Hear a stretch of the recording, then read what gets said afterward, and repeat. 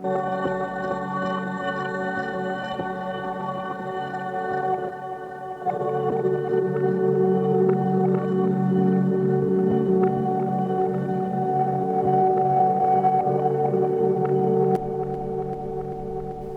the past, media theorists talked of a top-down model of production and consumption, whereby the ruling elite paid middle-class professionals to create messages that would influence the masses. Today, the media model is much more complex, and while it remains in many ways a tool for control, we should always be on the lookout for new media usages and the way in which they modify power relations. This video is one of a series related to the themes of my book, Can the Left Learn to Meme? Adorno, Video Gaming, and Stranger Things, out with Zero Books in 2019. In the last century, interaction with the media amounted to channel hopping and talking back at the TV. By the second decade of the 21st century, talking back at the TV has become making the TV. Whether that be via gaming, meme production, homemade videos, or a combination of the above. Homer Simpson, the archetypal, agitated but essentially apathetic media receptacle, is no longer an accurate model of the media consumer. Rather, it is Lisa Simpson's saxophone improvisations that provide a more accurate representation of today's audience producer, who endures but responds to an alienating environment by producing her or his own media content. Such a degree of audience freedom calls into question the familiar media critique embodied by figures such as German philosopher Theodor Adorno. Adorno argued that the culture industry, which included the Hollywood, magazine and music industries, tended to produce samey schmaltz, ideal for keeping the public idle. Of course, in many ways one could apply Adorno's critique to the internet, social media and memes. And yet there are elements of cultural production in the 21st century that clearly defy a traditional leftist media analysis. To be sure, platforms such as Instagram have done much to aid the careers of uber capitalists such as the Kardashian Jenners, as they commodify every aspect of their waking lives, snapping it on social media and tagging brands with whom they have lucrative sponsorship deals. Though what Adorno cannot have foreseen is that absolutely nobody is tricked by the Kardashian Jenners routine, especially not themselves. We know that cat memes and selfies have trapped us in a world of superficial desire and hollow laughter.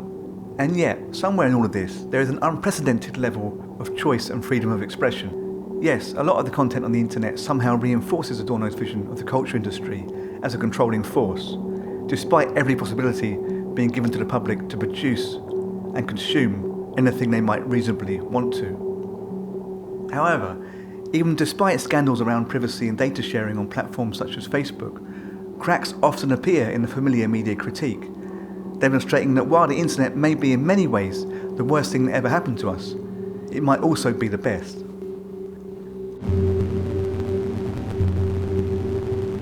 Take for example Twitch, the live streaming service originally developed for gamers.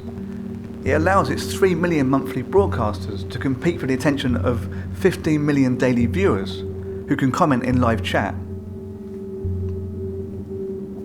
Like much that surrounds video gaming, Twitch has seen its fair share of controversy, and there are heated debates over female streamers who allegedly play unconventional standards of beauty to make money from subscribers and donators. While this is perhaps true, we can't argue that there is a problem unique to Twitch or to similar services such as YouTube.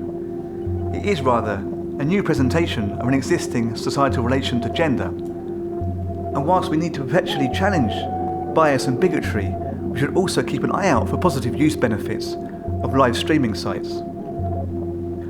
Often though, negative gender, racial and class associations are ported from the wider world into streaming in such a way that we can't cherry pick good from bad.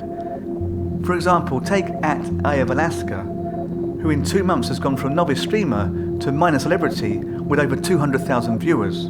Aya is a graduate of economics and political science from the University of London with ambitions to study a PhD and, in her own words, to help people less fortunate than myself.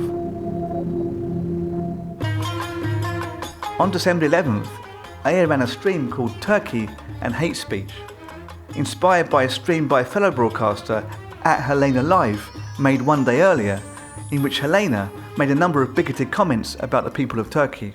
It just angered me very much.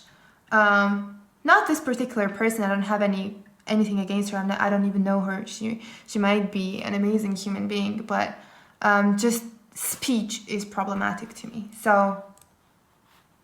Not the same. We are definitely not the same. We will never be the same. So someone in chat asked her, do you think Greeks or Turkish people are the same? And we will never be the same. You will forever be behind, a million years behind every single evolution this world has. You will be a million years behind. You will be behind in everything. Behind forever. You will be at the back. The last desk in the class. The desk that people who like smoke weed go to. That's where you'll be. Sorry.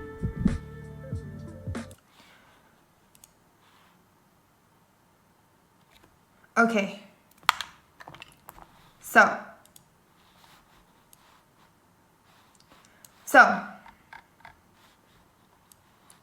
And basically, where does her evidence come from?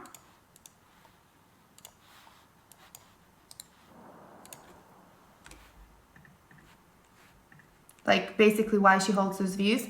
Because someone asked her in the chat. And here we go.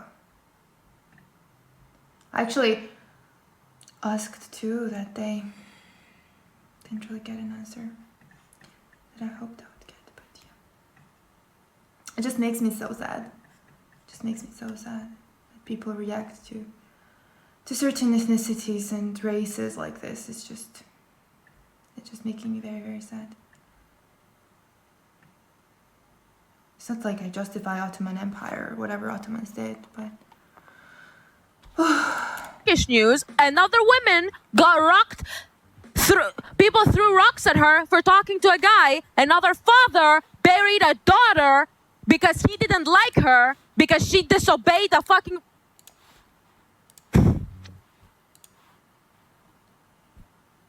I'm gonna do whatever the fuck I want. This is my stream. If you like it, like it. If you don't like it, get the fuck away.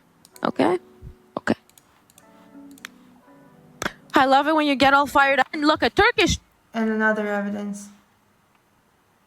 No, okay, it's not. Well, that's what okay, well, in Greece, the news that I get are those. When we see international news, that's what we see in international news. When I open my Twitch chat, for example, all I see is horror stories. So, like, I mean, yeah.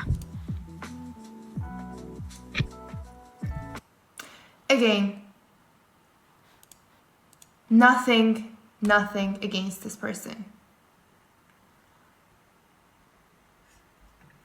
Nothing personal. Again, she might be an amazing human. She might have been through a lot of things in her life. But I just want to counter-argue this. So, firstly, I would categorize this to be hate speech, since this person attacks a group of people based on their religious and ethnic origins. In this case, it's basically Turkish ethnic groups objectively standing in the society. And secondly, I characterize this as hate speech. Thank you, Vitalica, for your sub. Thank you so much. Thank you. So, this hate speech was basically also influenced by very anecdotal evidence, vague news resources, and personal experience on Twitch. Generally, when we talk about politics, we do not take one or two news sources to make some claims about certain ethnicities or races in the first place. So hateful ideas and misinformation can be potentially very dangerous for the community. So let's check what this person called facts. So first of all, according to this research Before I was able to get on topic, however, the mysterious @Shanbei22 began to drop her separate donations of $500 US, followed by one lump donation of $1,000 US. making up a total of $3,000.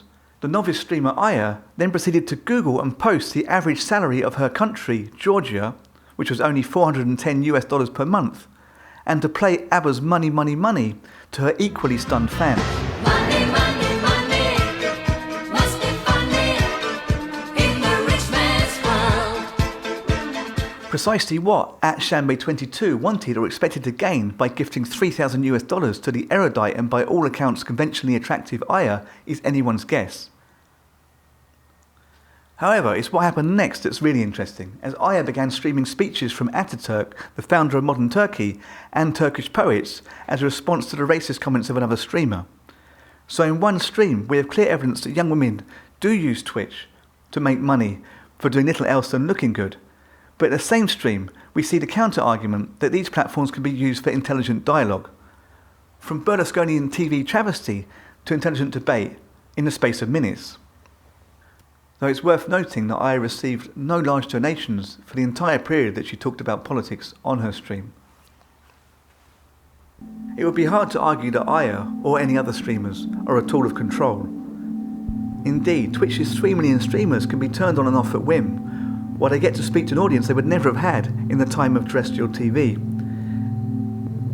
And yet, Twitch's system of donations and fast-moving live chat does make for a certain superficiality in dialogue. The question becomes whether this form of superficiality is itself a form of control, or whether it's actually the active expression of a democratic will. Ultimately, the dream of media freedom, which underpins democracy, has to ask itself what happens when the public, given every viable choice they can make, decides to make precisely the kind of schmaltz that democracy was supposed to mitigate against. With the jury clearly out, we might conclude with a point that was not lost on Adorno and his colleague Horkheimer as they wrote The Dialectic of Enlightenment in the 1940s. To quote directly, "The flood of precise information and brand new amusements make people smarter and more stupid at once." This point, I believe, cannot be seen as insignificant. Yes, perhaps we're becoming more stupid, but we're also becoming smarter. This essentially Marxist point falls in line with the communist tenet that capitalist production, in this case media production, will give us the tools to free ourselves from the mind-numbing control of capital, providing we remain attentive and use the available tech wisely. Remember, smarter but more stupid is still smarter.